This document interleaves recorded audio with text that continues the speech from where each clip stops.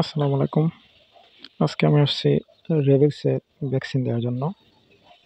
আপনারা যারা আমার ভিডিও দেখেন তারা জানেন আমি ছোটো একটা বেজির বাচ্চা রেস্কিউ করতেছি। একদম ছোটো যে ওয়ার্ল্ডে আপনার চলে ফিরে খেতে পারবে না আরকি। লাইফের রিস্ক শিকার-টিকার কিছু পারে না এমন একটা সাইজ। যারা আমার ভিডিও দেখছেন, আগের ভিডিওতে দেয়া আছে রেস্কিউর সম্পূর্ণ ভিডিও।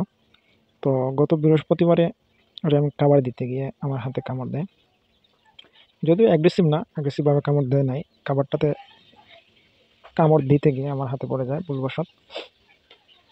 তো এর জন্য আজকে এই ভ্যাকসিন নিতে আসছি, ১ম ডোজ এটা।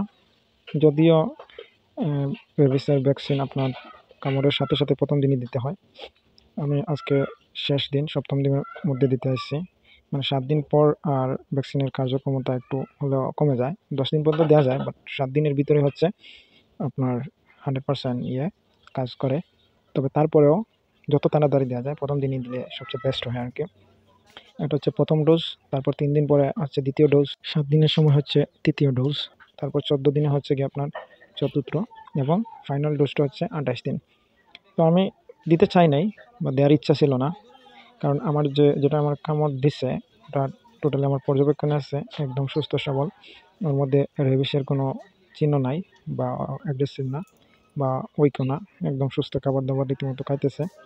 তো অনেক ঘাটাঘাটি করলাম বিষয়ে, ঘাটাঘাটি করে তারপর দেখলাম যে বিশ্ব স্বাস্থ্য সংস্থার মতে আপনাকে যেকোনো বন্যপ্রাণী কামড়ে দিলেই রেবিসের ভ্যাকসিন নিতে হবে। অল্পের জন্য লাইফের রিস্ক না নেওয়াটাই বেটার। আপনাদের কারো কামড়ে দিলে কুকুর কিংবা বিড়াল, শুধু কামড় না, এরা আঁচড় দিলেও কিন্তু রেবিস ছড়ায়। আর রেবিসের মৃত্যুর হার কিন্তু 100%, একজনও ফিরে আসার চান্স নেই এবং এটা মারাত্মকভাবে এটা ছড়ায়। যেমন আপনার লালা অন্যজনের ব্লাডে বা ক্ষত স্থানে লাগলে তারও রেবিস হবে, এটা 100%। সো একমাত্র উপায় হচ্ছে আগেভাগে প্রতিরোধ গড়ে তোলা, মানে ভ্যাকসিন নেওয়া। ভ্যাকসিন নিলে আপনি সম্পূর্ণরূপে নিরাপদ। তাই রিস্ক না নিয়ে আজকে ১ম ডোজ নিতে আসছি। আলহামদুলিল্লাহ সুস্থ আছি, আমি সুস্থ আছি। আমার মধ্যে কোনো লক্ষণ নেই অথবা বেজির মধ্যে কোনো লক্ষণ নেই, তারপরেও নিতেছি। যাদের এই বন্যপ্রাণী কুকুর, বিড়াল সহ কামড় দিবে বা আপনার আছড়ে দিবে, দেরি না করে, কোনো প্রকার কাল বিলম্ব না করে ভ্যাকসিনটা নিয়ে নেবেন।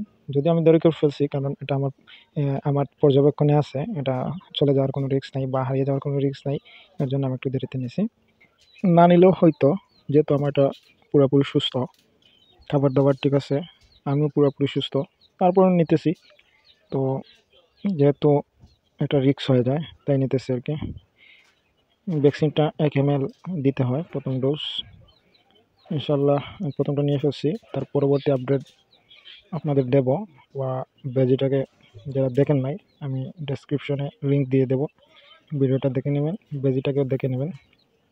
নেক্সট আপডেট অবশ্যই আমি দেব বেজির এবং আমার পরবর্তী ডোজগুলা অবশ্যই আপনাদের সাথে আমি শেয়ার করব। যদিও এটার কোনো সাইড এফেক্ট নাই, যতদূর ঘাটাঘাটি করে দেখলাম, যতটুকু ঘাটাঘাটি করে বুঝতে পারলাম এটার কোনো সাইড এফেক্ট নাই।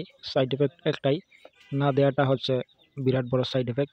সুতরাং দেরি না করে অবশ্যই তাড়াতাড়ি দিতে হবে। সবাই দোয়া করবেন আমার জন্য। আসসালামু আলাইকুম।